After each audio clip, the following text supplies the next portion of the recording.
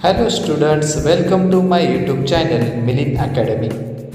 Students, today we are going to learn English workshop of The Fun They Had, Standard 9, Subject English. विद्यार्थी मित्रांनो, आज आपण इयत्ता 9वीचा English विषयाचा द फन दे हॅड या लेसनचा English workshop बघणार आहोत. Question number first, use the proper punctuation mark. खाली आपणास काही वाक्य दिलेली आहेत आणि त्या वाक्यांना योग्य ती विरामचिन्हे वापरून वाक्य पूर्ण लिहायची आहेत. First sentence, where do you find it. Answer, where did you find it. B, what's it about. Answer, what it about. C. They had a teacher. Answer, they had a teacher. D. How could a man be a teacher? Answer, how could a man be a teacher? E. Sure, if they were the same age. Answer, sure, if they were the same age.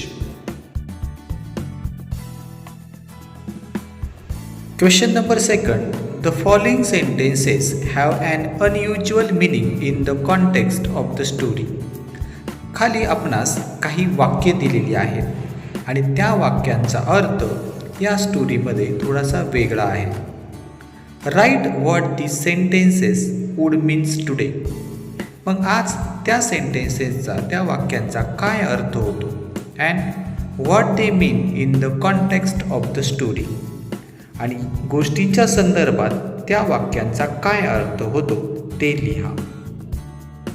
First sentence, she had been hoping there would take the teacher away altogether. Answer, meaning today, she had been hoping they would officially dismiss the teacher from his job forever. Meaning in the content of the story, she had been hoping they would remove the teacher from the screen permanently. B. They had taken Tommy's teacher away from nearly a month. Answer, meaning today, they had suspended Tommy's teacher for nearly 1 month. Meaning in the context of the story, they had stopped screening Tommy's teacher for nearly a month. C. It wasn't a regular teacher, it was a man. Meaning today, it wasn't the teacher who regularly did the teaching work in school, it was some person who taught the students. Meaning in the context of the story, it was the mechanical teacher who gave lesson to students on screen regularly. D. How could a man be a teacher? Answer, meaning today, this question is meaningless in these days because teaching work is always done by some person, male teacher or female teacher. Meaning in the context of the story, they had the mechanical teacher and they didn't expect a man in place of the mechanical teacher. E. A teacher has to be adjusted to fit the mind of each boy and girl it teaches. Answer, meaning today, the teacher has to deal with the student according to the need of the whole class and use a suitable method of teaching. Meaning in the context of the story, the mechanical teacher has to be repaired and made suitable according to the need of individual students or the subject taught. Question number 3. Write words related to the following words. खालील दिलेल्या शब्दांचे आपल्याला त्याच्या related words लिहायचे आहे. At least 10 words इच. साधारणतः प्रत्येक शब्दाचे 10 शब्द लिहा. चला बुक्सच्या रिलेटेड वर्ड्स लिहूया. First word covers, pages, knowledge, students, novel, poetry, information, lessons, book seller, book depot, author, teacher. This word is related of the book. अशा प्रकारे आपण बुक्सच्या रिलेटेड वर्ड्स लिहिले. चला आपण पुढच्या वर्ड्सचे रिलेटेड वर्ड लिहूया. Next word is school. स्कूलच्या रिलेटेड वर्ड्स लिहूया. First word teachers, study, students, education, teachers room, books, activities, homework, principal, classes, playground, library. अशा प्रकारे हे स्कूलच्या रिलेटेड वर्ड्स आहेत. Next word family. फॅमिलीच्या रिलेटेड वर्ड्स लिहूयात. First word pride, daughter, home, small, grandfather, joint, protection, love, bonding, uncle, parents, son. अशा प्रकारे फॅमिलीच्या रिलेटेड वर्ड्स आहेत. Question number 4. डिस्कस, चर्चा करा. How would you like to learn from a human teacher or a mechanical teacher? तुम्हाला मानवी शिक्षकाकडून शिकायला आवडेल की यांत्रिक शिक्षकाकडून शिकायला आवडेल या संदर्भात चर्चा करा. Present your arguments in the form of a chart. तुमचे जे काही आर्ग्युमेंट्स आहेत ते आर्ग्युमेंट्स खाली दिलेल्या चार्टमध्ये प्रेझेंट करा. Human teachers. ॲडव्हान्टेजेस म्हणजे फायदे, डिसॲडव्हान्टेजेस म्हणजे तोटे. Advantages interactive, innovative, supportive and helpful, understand the students mind. Disadvantages तोटे not available at all time, takes time to evaluate students, limited knowledge, needs training for teaching.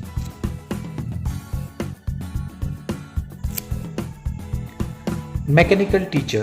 Advantages: easily available, full of knowledge, quick and responsive, can be adjusted to any level. Disadvantages: not supportive, not innovative, can have mechanical issue, no human feelings.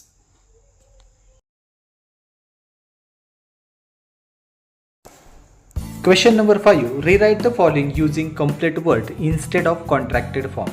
खालील दिलेल्या वाक्यांमधील contracted form ऐवजी फुल form लिहून वाक्य परत लिहा. First sentence A. When you are throw. Answer when you are throw. B. And it's good for plenty more. Answer and it is good for plenty more. C. I wouldn't throw it away. Answer: I would not throw it away. D. She hadn't seen many telebooks. Answer: she had not seen many telebooks. E. What's it about? Answer: what is it about? I have slowed it up. Answer: I have slowed it up.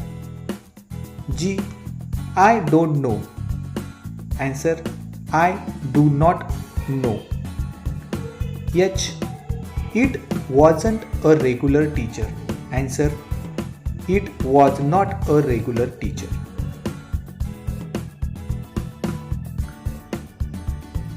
Question number 6. Underline the verbs and choose the correct options from the bracket. खाली दिलेल्या वाक्यातून व्हर्बला underline करा आणि ब्रॅकेटमधील योग्य options choose करा. First sentence Margie even wrote about it. या सेंटेन्समधील verb आहे wrote. Options present tense, past tense. आता हे सेंटेन्स जे आहे ते पास्ट टेन्सचं आहे. Today Tommy found a new book. या सेंटेन्समधील व्हर्ब आहे found. Options present tense, past tense. हे सेंटेन्स देखील पास्ट टेन्सच आहे, त्याच्यामुळे करेक्ट ऑप्शन आहे past tense. My father knows as much as my teacher. या सेंटेन्समधील नोज हे व्हर्ब आहे. Options present tense, past tense. हे सेंटेन्स जे आहे ते प्रेझेंट टेन्सचं आहे, त्यामुळे प्रेझेंट टेन्स हे याचं राईट ॲन्सर आहे. B Margie was scornful. या सेंटेन्समध्ये वॉज हे व्हर्ब आहे. Options singular or plural. या सेंटेन्समध्ये वॉज हे सिंग्युलर व्हर्ब आहे, त्याच्यामुळे राईट आन्सर आहे singular. Second sentence this is the old kind of school. या सेंटेन्समधील व्हर्ब आहे is. Options singular or plural. या सेंटेन्समधलं जे व्हर्ब आहे ते सिंग्युलर आहे, त्यामुळे singular is the right answer. Next sentence and the teachers were people. या सेंटेन्समध्ये वेअर हे व्हर्ब आहे and options singular or plural. हे वेअर जे व्हर्ब आहे ते प्लुरल आहे, plural is the right answer. Thus, we see that verb form shows tense, numbers, etc. आपण या ठिकाणी बघितलं की वर्ब फॉर्म जो आहे तो काळानुसार, नंबरनुसार बदलत असतो. Here the verb form changes according to the subject. Verb form जो आहे तो सब्जेक्टनुसार म्हणजे वाक्याच्या कर्त्यानुसार तो त्याच्यामध्ये बदल होत असतो. A verb form which is decided by and changes according to the subject of the sentence is known as a finite verb. वाक्याच्या कर्त्यामुळे जर क्रियापद बदलत असेल तर त्याला फायनाईट वर्ब असे म्हणतात. For example you are very kind if the subject you is change to C. जर आपण सब्जेक्ट यू चेंज करून जर सी घेतला तर the sentence will be she is a very kind. तर सेंटेन्स होईल शी इज अ व्हेरी काइंड. यावरून आपले असे लक्षात येते की जर कर्ता बदलला तर व्हर्ब म्हणजेच क्रियापद हे देखील चेंज होत असते. Now change the verb form according to the change in the subject. कर्त्याच्या बदल्यानुसार क्रियापदामध्ये बदल करा. I don't know change I to she. I ऐवजी शी वापरून बदल करा. Answer she doesn't know. Next sentence my father knows change my father to we. My father ऐवजी वी वापरा. Answer we know. Next sentence I am following in your footsteps change I to he. I ऐवजी ही वापरा. Answer he is a following in your footsteps. अशा पद्धतीने आपण आज बघितले की जर सब्जेक्ट चेंज झाला तर त्या सब्जेक्टनुसार व्हर्ब देखील चेंज होत असतो, म्हणजे क्रियापदामध्ये देखील बदल होत असतो. आज आपण इयत्ता 9वीचा द फन दे हॅड या लेसनचा इंग्लिश वर्कशॉप बघितला. जर हा व्हिडिओ तुम्हाला आवडला असेल तर व्हिडिओला लाईक करा, चॅनलला सबस्क्राईब करा. थँक्यू.